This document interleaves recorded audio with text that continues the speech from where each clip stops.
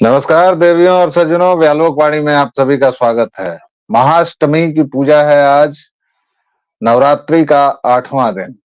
और मेरे बैकग्राउंड से आपको शायद माता के भजनों की आवाज आ रही होगी, या जहां आचार्य आनंद बैठे हैं उनको भी सुनाई दे रही होगी।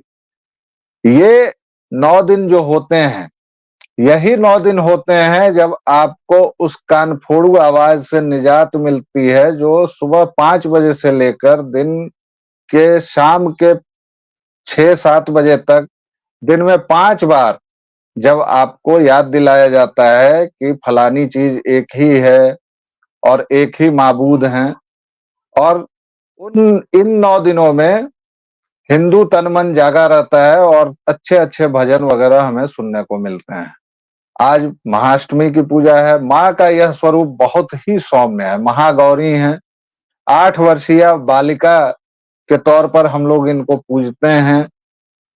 इनका जो वाहन है श्वेत शुभ्र साब्र बैल पर ये सवार हैं, शुभ्र वसना है और बहुत ही सौम्य है। माँ का यह रूप देखकर बिल्कुल ममतामयी और जो दयालुता का भाव आता है वह जागृत होता है। लेकिन हिंदुओं, आज माँ के ऊपर चर्चा करने के साथ साथ आज मैं और आचार्य आनंद बात करेंगे शत्रुबोध की। हम में शत्रुबोध कितना है? आखिर क्यों हम किसी पीर को भी पूजने लगते हैं? हमने देखा होगा हमारे घरों तक में पीरों की हो जाती है, या पीर अली, या फिर जो कबरगाह हैं। 30-30 वर्षों तक जिन लोगों पर बलात्कार के मुकदमे चले हैं, उस निजामुद्दीन के यहाँ भी हम मौला अली कहते हुए नाचते हुए चादर चढ़ाने चले जाते हैं। ऐसा ही एक नाम है जेवियर का। आपने देखा होगा कि उसके नाम के साथ हमेशा सेंट यानी संत जेवियर लगा होता है। लेकिन क्या जेवियर संत था, या वह वैसा ही संत था, उतना ही संत था जितना अकबर महान था, जैसा आपको किताबों में पढ़ाया गया है? और मैं फिर से एक बार, पहली बार जो वोट देने जा रहे हैं, जो 18 से 25 के लड़के लड़कियां हैं, उनको कहूंगा, क्योंकि अभी गोवा में बवाल मचा हुआ है। आरएसएस के एक प्रचारक को भागना पड़ा है। उनके नाम के साथ जो शब्द इस्तेमाल हुआ है आचार्य, वो है एब्सकॉन्डिंग। एब्सकॉन्डिंग मतलब फरार, जिसका अता पता ना हो। और क्यों फरार होना पड़ा? क्योंकि उन्होंने इस जेवियर के बारे में कहा कि इसकी डीएनए जांच कराओ। और डीएनए जांच क्यों कराओ? क्योंकि वो जो जेवियर है उसके शव को तथाकथित तौर पर अभी तक रखा जाता है, और गोवा की भाषा में उसे गोवा का रक्षक कहा जाता है। लेकिन ये वही जेवियर था जिसके अत्याचारों से गोवा की लगभग 60-70% हिंदू आबादी परिवर्तित हो गई, भागना पड़ा। जहां पूजा को बैन कर दिया गया था, हिंदू होना जहां अपराध था, हिंदू स्त्रियों के स्तन नोचने के लिए इसी जेवियर ने विशेष प्रकार के यंत्र बनाए थे। आप चाहें तो इसे गूगल कर सकते हैं, देख सकते हैं। बाकी विशिष्ट जानकारी आपको आचार्य आनंद देंगे। तो आज चूंकि कल नवरात्रि है, कल राक्षसों के वध का दिन है, प्रभु श्री राम वध करेंगे, माता दुर्गा रक्त बीज का संहार करेंगी, चंड मुंड का विनाश हो चुका है। ऐसे समय में अपने शत्रुबोध को जागृत कीजिए और जानिए कि ये जेवियर, जिसे संत कहा जाता है, जिसके नाम पर बने स्कूलों में आप अपने बच्चों को दाखिला दिलाने के लिए, मुझे याद है कि मेरा एक दोस्त रोने लगा था और उसने न जाने कहां कहां से पैरवी लगवाई थी। इसी पटना की मैं बात कर रहा हूं आचार्य। और आखिरकार उसको जब नहीं मिला तो मैंने देखा कि बड़े बड़े आंसू निकल रहे हैं। ये अलग बात है कि उसके बाद मैंने उसको बहुत गालियां दी और उसको भगा दिया। लेकिन हमारा शत्रुबोध इतना निर्बल क्यों है, इस पर हम बात करेंगे। लेकिन पहले इस जेवियर की कुछ करतूतें। आचार्य आनंद।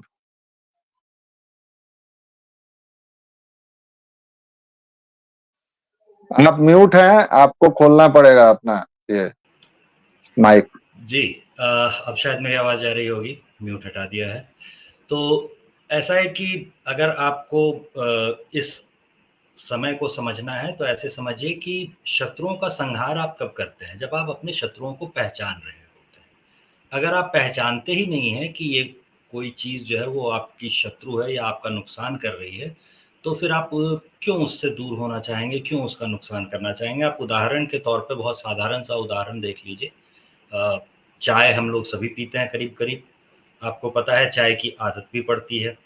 तो जब तक आपको ये समझ में नहीं आएगा कि जिसकी आदत पड़ रही है वो नुकसानदेह चीज़ है, तो चाय से थोड़ा-सा अगर आप आगे बढ़ जाते हैं, सिगरेट हो गया, गुटखा हो गया, शराब हो गया, कुछ नशीली और दवाएँ जो होती हैं वो, तो अगर आपकी समझ में यही नहीं आता कि भई ये आदत पड़ती जा रही है और ये मेरा आज नहीं तो कल नुकसान करेगी, तब तक आप इससे दूर होने का प्रयास करेंगे ही क्यों?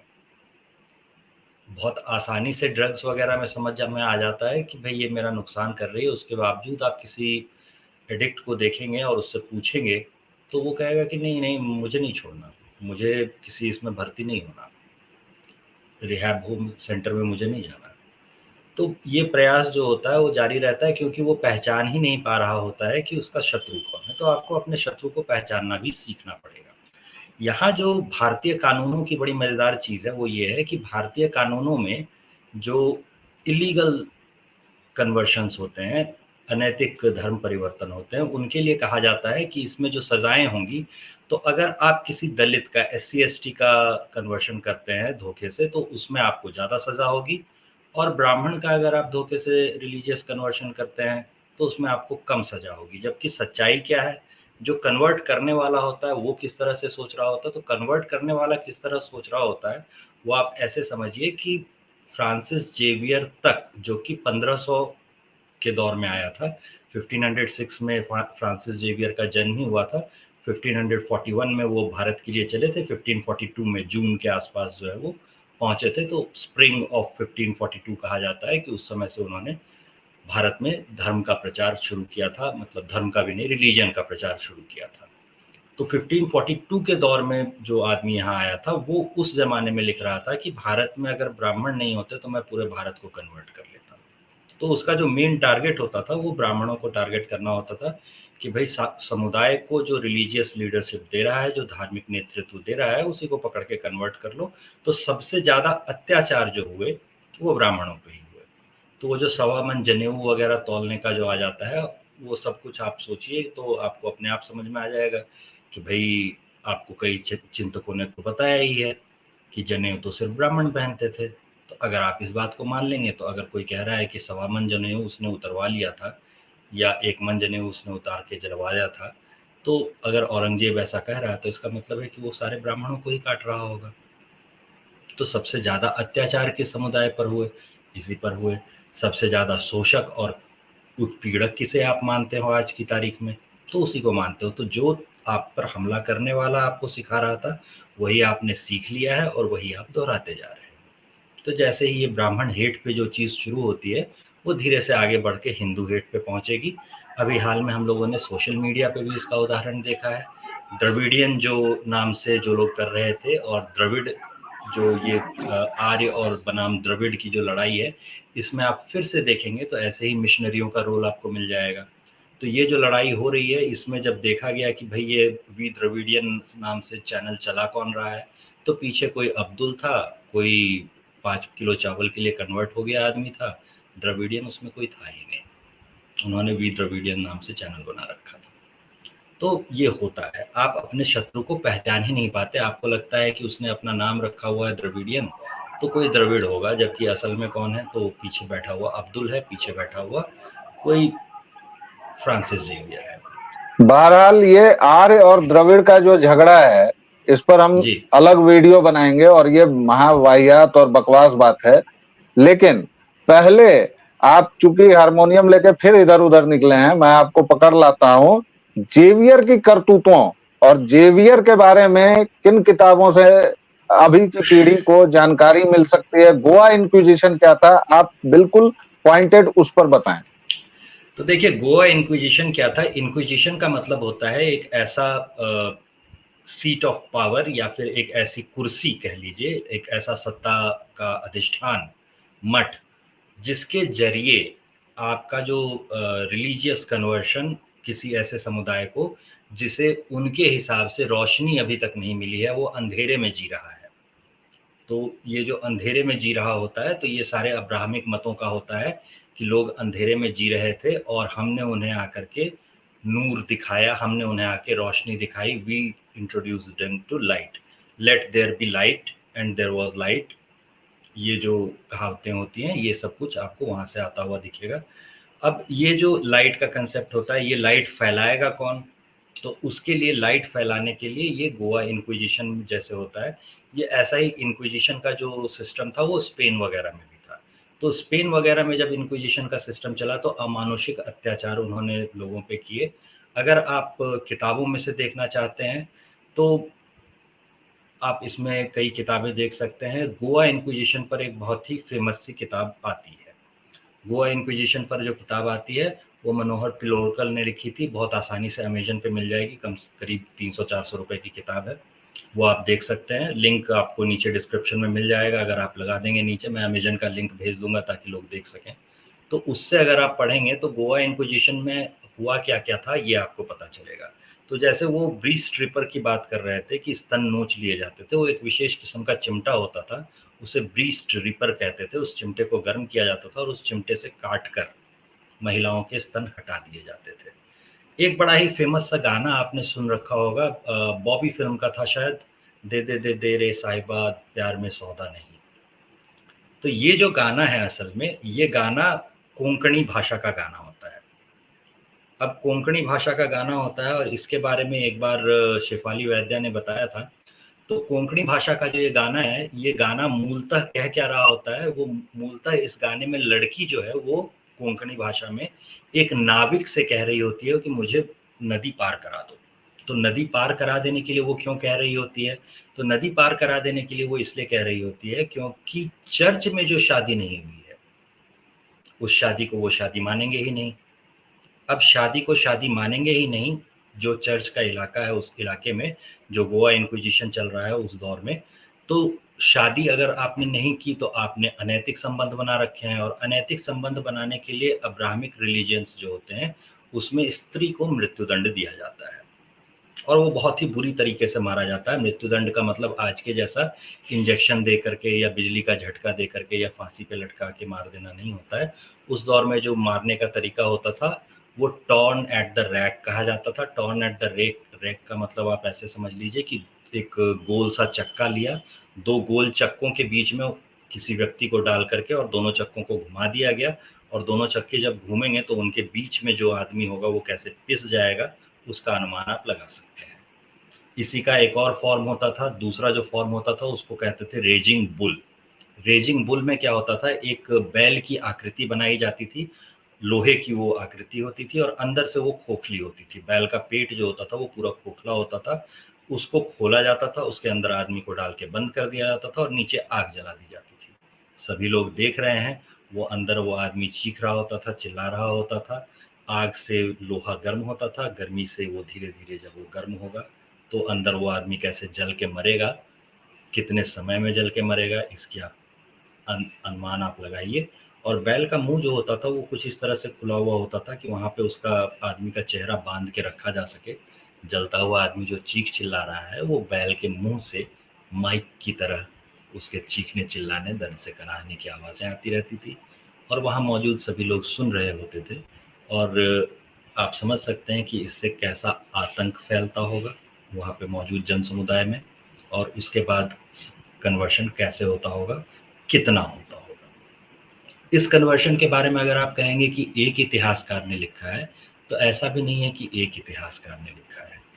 इसके बारे में करीब-करीब जो है वो सभी इतिहासकारों ने लिखा है। अब जैसे कि मान लीजिए अगर हम लोग गोवा के इतिहासकार देखें तो एक मिरांडा आपने नाम सुना होगा। तो गोवा के इतिहासकार जो थे उनका नाम था जेसी बेरेटो मिरांडा। तो जेसी बेरेटो मिरांडा जो है वो गोवा इंक्विजिशन के बारे में लिखते हैं कि गोवा इंक्विजिशन में जो लोग इंक्विजिशन वाले चर्च के अधिकारी होते थे वो उसी विलासिता में रहते थे जिस विलासिता से एशियाई और जो मध्य एशिया का इलाका कहा जाता है उस इलाके का कोई राजा रह सकता है। अब यहाँ एक मजेदार चीज ये है कि किसी पादरी को 3 ही कारणों से बहिष्कृत किया जा सकता है, वेल्थ, वुमेन एंड वाइन। अगर आपने धन संपत्ति इकट्ठा कर रखी है तो आपको बहिष्कृत किया जा सकता है पादरी के पद से। अगर आप स्त्रियों से संबंध रखते हैं तब आपको कैथोलिक चर्च बहिष्कृत करेगा, और अगर आप कहीं शराब के आदी हो गए हैं तब आपको कैथोलिक चर्च बहिष्कृत करेगा। तो वेल्थ जैसे ही आई तो उस आदमी को चर्च से बहिष्कृत हो जाना चाहिए था, लेकिन 1540-42 का जो दौर था, जिस समय फ्रांसिस जेवियर ये हरकतें कर रहा था, उस समय वेल्थ और विमेन से ये बहिष्कृत नहीं हो रहे थे। दर्जनों हजारों की संख्या में बलात्कार हो रहे हैं।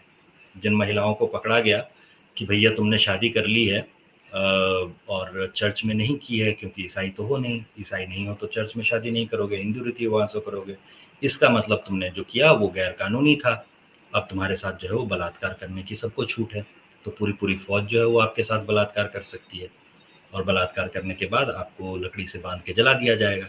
तो अब ये सब कुछ जब हो रहा है और ये सब कुछ जो करवा रहा है, उसे चर्च के पादरी के पद से बहिष्कृत नहीं किया गया। वो पादरी का पादरी बना रहा, बल्कि पादरी क्या, मरने के बाद आप उसे संत कहते हैं। और इस बेशर्मी को पूरे भारत में इस तरह फैलाया गया है कि आज की तारीख में भारत का कोई शहर, कोई कस्बा ऐसा नहीं है जहां सेंट जेवियर्स नाम का कोई स्कूल, कोई कॉलेज ना हो। और इतना ही नहीं, अगर उस जेवियर की आप पोल खोलेंगे तो हो सकता है कि आचार्य आनंद और व्यालोक पर भी मुकदमा हो जाए, क्योंकि एक आरएसएस के प्रचारक को तो भागना पड़ रहा है, क्योंकि वो गोवा में रह के उसने सच बोला। हम गोवा में नहीं हैं, लेकिन फिर भी ये बताना चाहते हैं कि जिसको आप संत समझ रहे हैं, ये ठीक वही बात है जैसे एक तीसरी पीढ़ी की भागी हुई जो हिंदू सो कॉल्ड थी करीना खान, उसने अपने बच्चों के नाम जो तैमूर और जहांगीर रखे हैं। जैसे आप निजामुद्दीन के यहाँ नाचने जाते हैं, गाने जाते हैं, जो निजामुद्दीन क्या था इसका सच आपको जानना चाहिए। उसी तरह इस जेवियर के नाम पर, और जैसा कि हमने कहा कि आप में अगर शत्रु बोध नहीं है तो आप यही करेंगे कि आप जेवियर के नाम पर, एक हत्यारे के नाम पर, एक लुटेरे के नाम पर, जिसने स्त्रियों के स्तन नोचे, गोवा में अभी भी वो स्तंभ है जहां हाथ काटे जाते थे, हाथ काटे जाते थे, हाथ काट रोज खम्ब नाम से जाना जाता है। और वो स्तंभ आप सभी देखते हैं। आप ये भी देखते हैं, आप कुतुब मीनार के पास जाकर नाच गाना करते हैं, रील बनाते हैं, लेकिन उस कुतुब मीनार में तो बाकायदा एएसआई का बोर्ड लगा हुआ है। अब पता नहीं है या नहीं, करीब 15 साल पहले तक तो था, अब हो सकता है कि हटा दिया गया हो, कि यह जो स्तंभ है वह 24 जैन हिंदू मंदिरों के मलबे से बना है, और आप वहां जाके नाचते हैं, गाते हैं। पूरा कुतुब मीनार का जो इलाका है वह चीख चीख कर गवाही देता है कि समलैंगिक गुलाम कुतुबुद्दीन ऐबक ने क्या क्या अत्याचार किए थे, लेकिन आप उसको भी पूजेंगे। तो हे मेरे साथियों, थोड़ा सा पढ़िए, थोड़ा सा दिमाग की खिड़कियों को खोलिए। आज महाअष्टमी के व्रत के दिन यह जरूर व्रत लें कि आपको जिन लोगों को संत बताया जा रहा है, जिन लोगों को महान बताया जा रहा है, उनके बारे में आप अपने हिसाब से सोचिए। आज के दौर में आप हमारी पीढ़ी से नहीं हैं जिनके पास ये रोना था कि हमारे पास किताबें नहीं है, हमारे पास वो सारे रेफरेंसेज नहीं है। आज एक अंगूठे पर आपके पास सारे रेफरेंसेज हैं। प्लीज जानिए और अपने शत्रुबोध को जगाइए। हम लोग इस पर ये अलग से पुस्तक पूरी हिंदी सीरीज में करते रहे। आती है क्या? ये जो अगला सवाल आने वाला है वो हम आपको पहले ही बता देते हैं, वहां नीचे लिखा हुआ आएगा, ये पुस्तक हिंदी में आती है क्या? हिंदी में भी आएगी, लेकिन तब तक के लिए अंग्रेजी सीखिए। और आचार्य फिर से इधर उधर भटकेंगे, इसलिए इनको मैं कट शॉर्ट कर रहा हूं। हम लगातार इस तरह के वीडियोस बनाएंगे। आप अभी तक जो प्रेम और स्नेह हमें देते रहे हैं, प्लीज उसे बनाए रखें। व्यालोक वाणी को लाइक, शेयर और सब्सक्राइब करें। आचार्य, आपका बहुत बहुत शुक्रिया। आज महाअष्टमी के दिन हम सभी व्रत लें, हम अपने शत्रुओं को पहचानेंगे, शत्रुबोध अपने हम में शत्रुबोध को जागृत होगा, जगाएंगे, अपने अपने शत्रुबोध को शत्रुबोध को जगाएंगे। जगाएंगे। कम से कम अपने शत्रुओं को पहचानना शुरू कीजिए। फिलहाल इतना ही। जय सिया राम, जय मां भवानी। जय श्री राम।